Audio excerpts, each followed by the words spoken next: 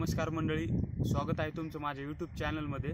मंडळी, तुम्ही जर प्रधानमंत्री पीक विमा रब्बी हंगाम 2018-19 साठी अर्ज भरलेला असेल आणि तुम्हाला जर PMFBY टीमकडून मेसेज आला असेल तर तुमचा अर्ज होऊ शकतो रद्द।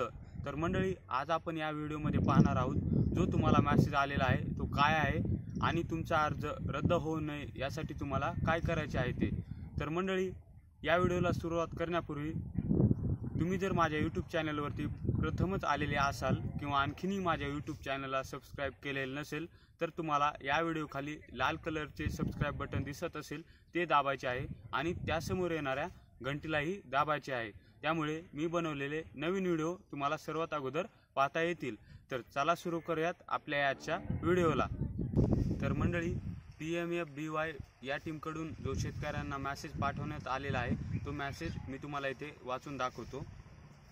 जमीन के कागज और बैंक के कागज में विसंगति होने के कारण आपकी पॉलिसी CSC वेहली को वापस की गई है।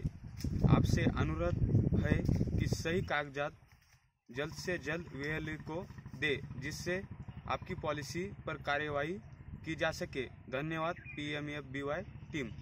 तर मंडळी, असा मेसेज ज्या शेतकऱ्यांना आलेला आहे त्या शेतकऱ्यांनी तुम्ही जेथे पीक विमा फॉर्म भरलेला आहे त्या वेहलीकडे जायचं आहे आणि त्याला सांगायचं आहे अशा प्रकारचा मला मेसेज आलेला आहे आणि माझे कागदपत्र परत पाठवून दे।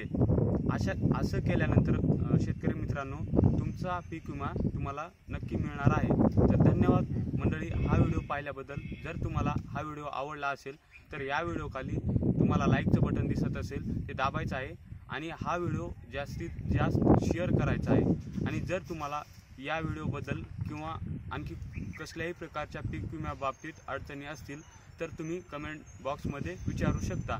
तुम्ही विचारलेल्या प्रश्नांचं अवश्य तुम्हाला उत्तर दिलं जाईल। तर धन्यवाद मंडळी हा व्हिडिओ पाहिल्याबद्दल।